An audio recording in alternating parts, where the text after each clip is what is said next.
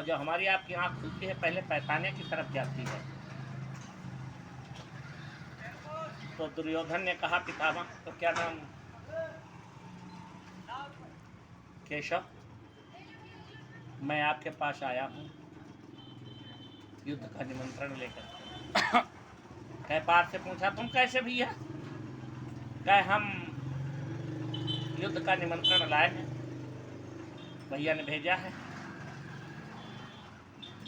तो कहे कि हम जाने कब से बैठे, दुर्योधन ने कहा।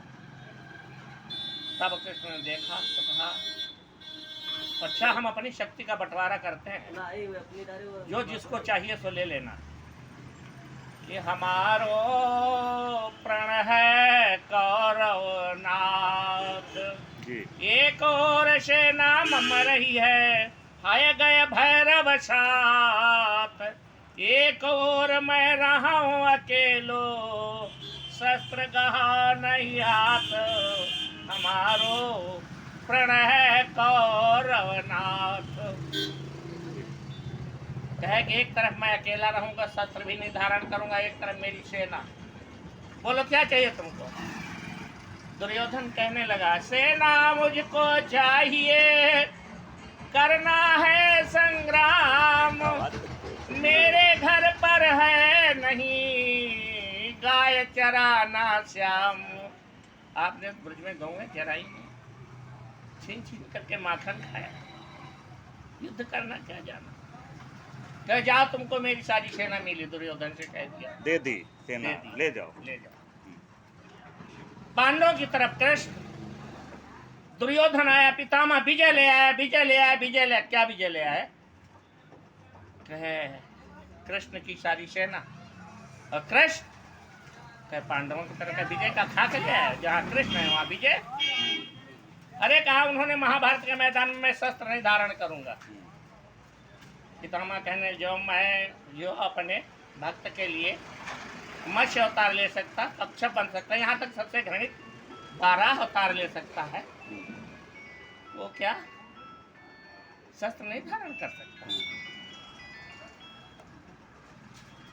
हाँ हाँ, कह जो मैं हरि को शस्त्र ना गहाऊं, तो शांतन सुतन कहाऊं। जो मैं कृष्ण को शस्त्र न गहा दिया तो शांतन का पुत्र।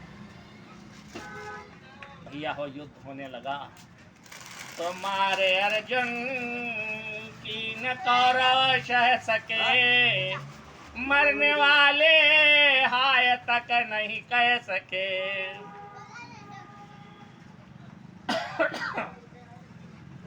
भीम ने अपनी प्रतिज्ञा पूर्ण की है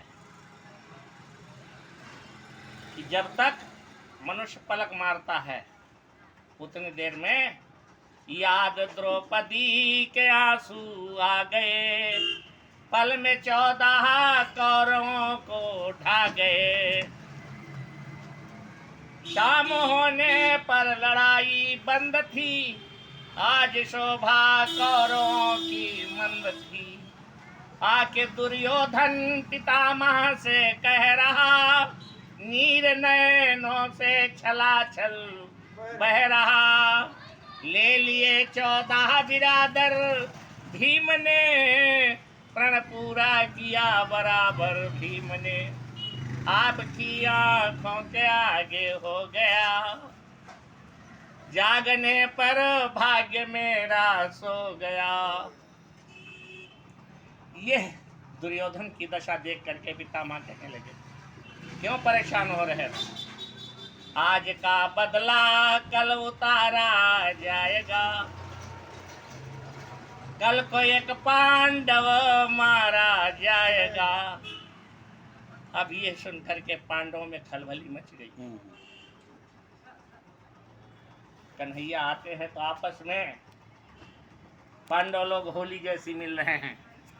न जाने किसकी बारी, न जाने कल किसकी बारी आएगी, कल किसकी गर्दन उतारी जाएगी, सिर कफन किसके उड़ाया जाएगा, कौन मरघट में जलाया जाएगा।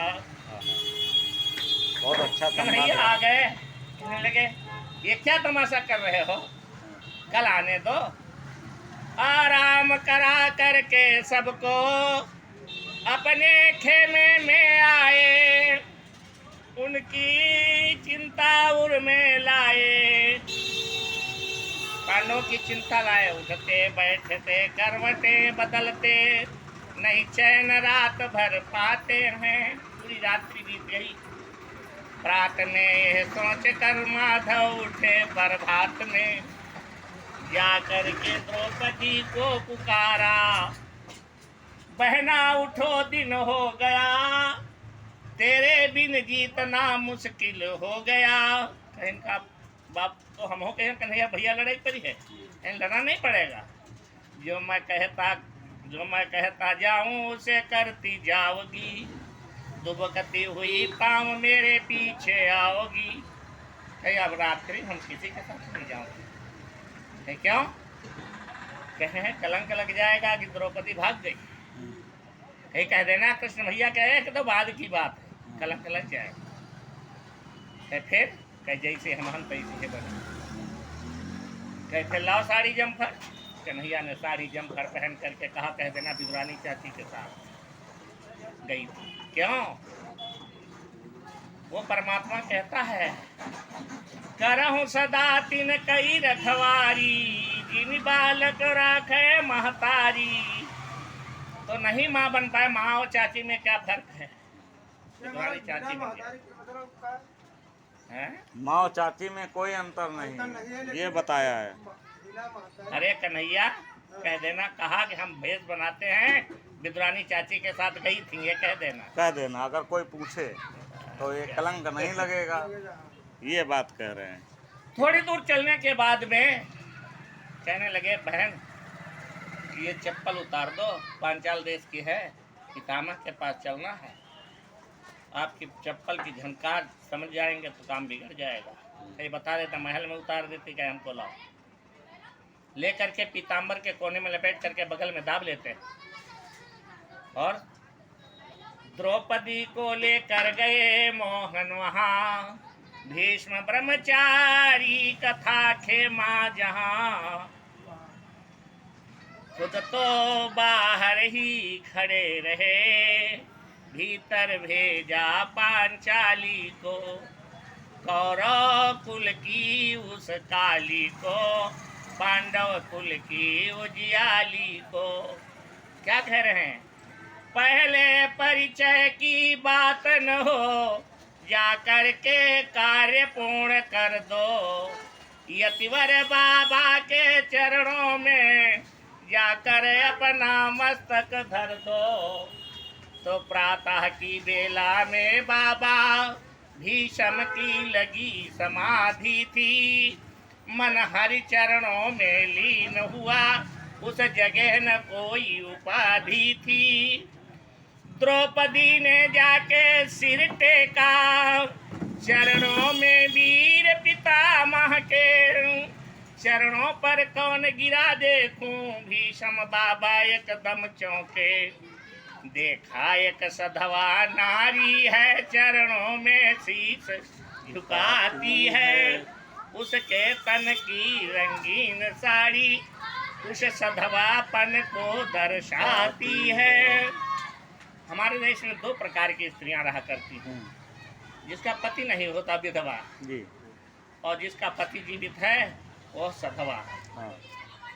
तो देखा एक सधवा नारी है, चरणों में शीश झुकाती है, उसके तन की रंगीन साड़ी उस सधवापन को दर्शाती है।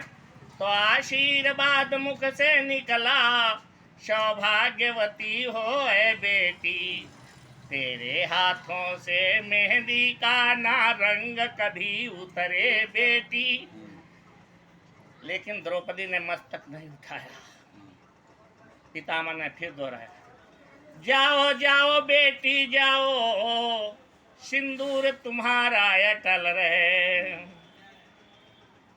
जाओ जाओ बेटी जाओ, सौभाग्य तुम्हारा अटल रहे, सिंदूर से मांग न खाली हो।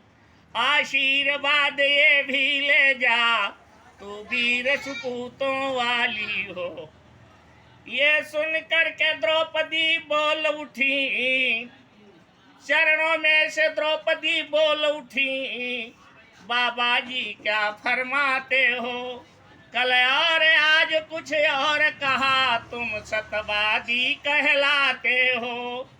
घर मेरे 5 पतियों में से एक भी मारा जाएगा, तो यह बतलाओ आशीर्वाद क्या झूठ नहीं कहलाएगा। बेकार हो जाएगा आपका आशीर्वाद।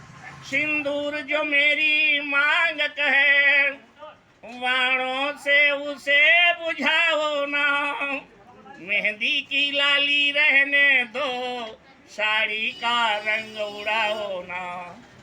आयो जब होश पितामह को, हाथों से माला छूट गई, मन हरि चरणों में लीन हुआ, चित चोर समाधि टूट गई।